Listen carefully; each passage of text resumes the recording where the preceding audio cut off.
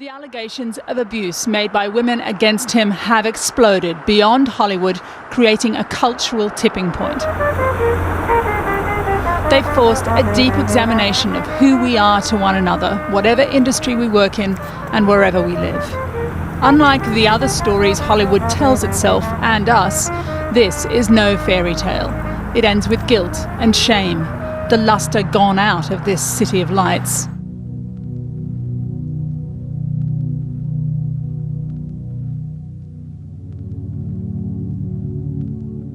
Southern trees, they're strange.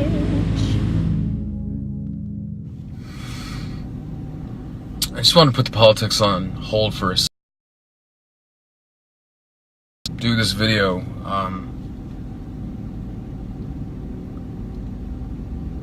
I was like taking account of where I've come from in my life. The past 3 years have been incredible. I mean, having left the army, started my own business, been involved with other companies, going on television, doing all these crazy things, and how social media has just changed everything, how it's revolutionized the world in a good way. But it's changed how we view things. It's changed how we view one another, how we view people.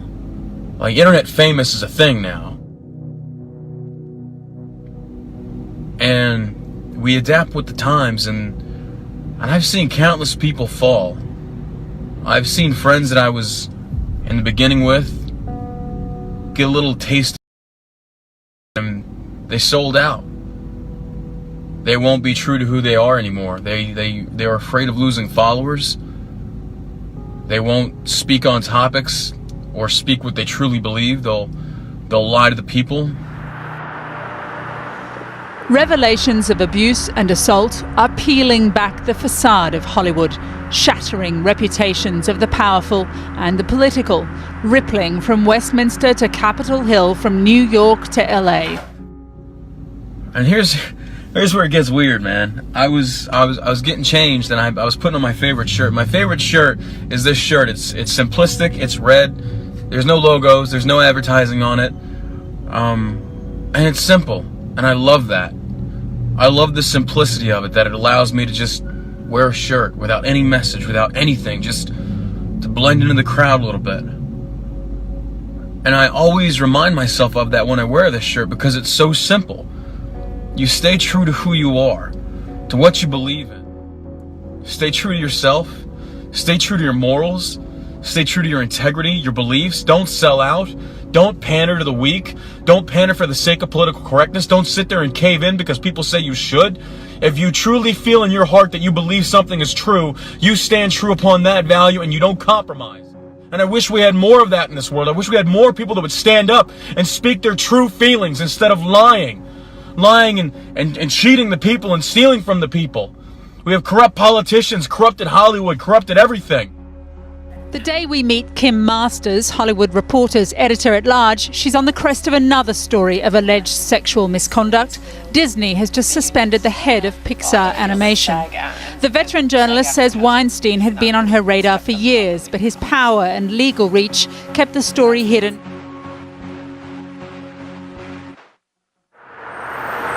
Amid these glittering lights, of opportunity lost. You were really doing everything you could. Well, that professionalism, I've kind of learned, can hurt you at times, because sometimes it's important to listen to that voice inside, even if it means that you're going to be fired, even if it means that an opportunity will go down the drain. Alexis told us Weinstein kissed her forcefully on the mouth and put his hand up her shirt. But the thing that people need to understand is when you speak your mind, and you're truly speaking from the heart and how you feel about things, speaking it is the easy part. Dealing with backlash is the hardest. So remember that.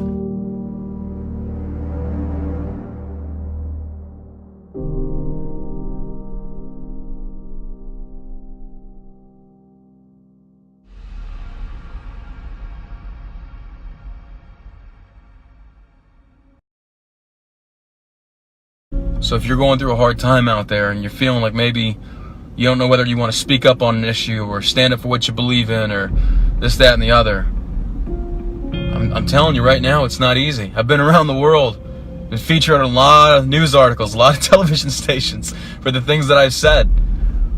But it's worth it, because no matter how much hatred I get, no matter how many people come against me, I've always held true to my beliefs and I won't compromise them.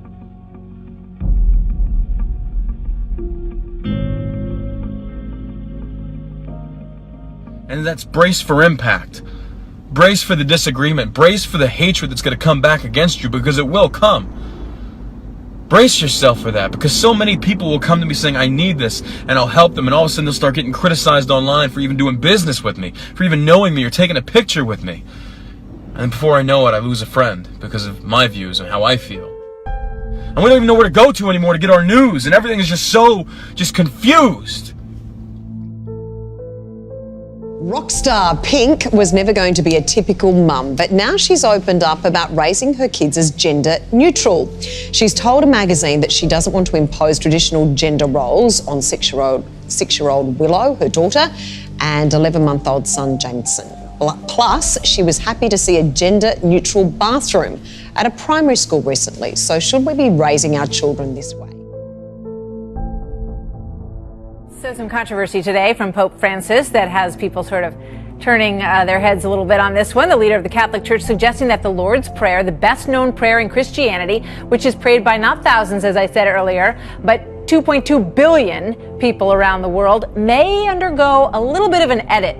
He says the phrase, lead us not into temptation, suggests that God induces temptation in his followers, and do not let us fall into temptation would be more acceptable. It's heartbreaking, because you truly feel alone and isolated sometimes. I know a lot of people out there, regardless of your political belief or your religion, you feel somewhat the same way, like you're on this road by yourself, you know? And you got no support.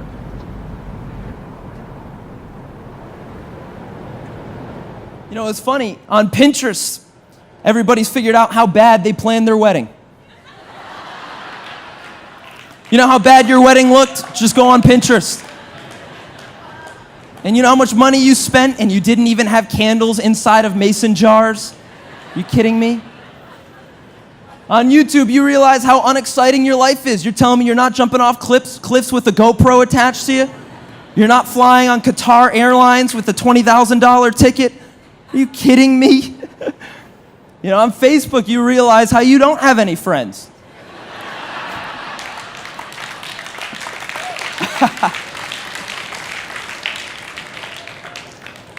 And on Instagram, everybody looks better than you, don't they? What are you telling me? You're not a brand? You're not monetizing your Instagram account? You don't have makeup tutorials on there yet? What's wrong with you? You don't have a click with the hashtag? Are you even alive? Some of the older people are saying, what the heck is he talking about? Stay that way. It's freedom. It's freedom.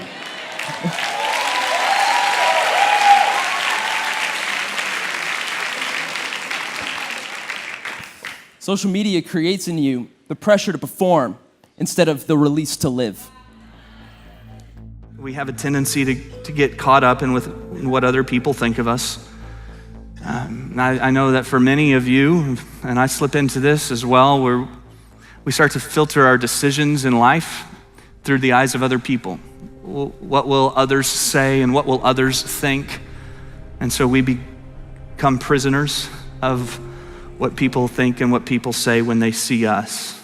You're critical and judgmental of others. We see this with the religious leaders. They're critical and judgmental of others as a way to elevate themselves, as a way to make themselves look more impressive. Another symptom would be that you exaggerate the truth to impress. You take something that is true, but you feel like you've got to add to it. You feel like you've got to exaggerate it because you want the people around you to be impressed. And there's a lot more symptoms we could go through. I wanted to throw a few at you that would just convey this reality. We're all struggling with this, one degree or another. That was some seasons more so than others, that we all deal sometimes with this pressure to make people happy, this fear of what other people think. Another symptom would be that you change what you believe or change what you express based on who's in the room. And Jesus made it clear that the religious leaders were paying too much attention in Matthew 23 and Luke 11. The religious leaders were paying too much attention to what other people would see. And he says, look, you guys come here to worship and you look good. You look good on the outside and you're dressed the right way and everybody's impressed, but I know who you really are. He tells the religious leaders, I'll tell you what you're like. You're like these gravestones in a cemetery that are all clean and nice and they've been well manicured, but on the inside it's corpse. On the inside it's full of dead men's bones. That's what you're like. And Jesus explains to the religious leaders, look, man might look on the outside and they might be impressed with what they see, and your religious resume might give you some attention here, but God doesn't look on the outside, God looks on the inside. See, Jesus put it this way in Luke 6, he warned followers, says, look, beware when everyone speaks well of you. Beware when everyone likes you. And we want to have a good reputation, as Peter talks about, so that others can see our lives and that we glorify God, but beware when everyone speaks well of you. Because it might mean that you're living such a safe, comfortable, status quo life that you're not really a factor. No one's uncomfortable. He wants you to live freely and lightly, like one verse says. Bible says that my yoke will be a perfect fit. In other words, I've formed a life, a calling, a purpose that's specific to you, and it's a perfect fit. That's why you can't look at someone else, because if you try and take their yoke, it will be ill-fitting and it will be too heavy for you.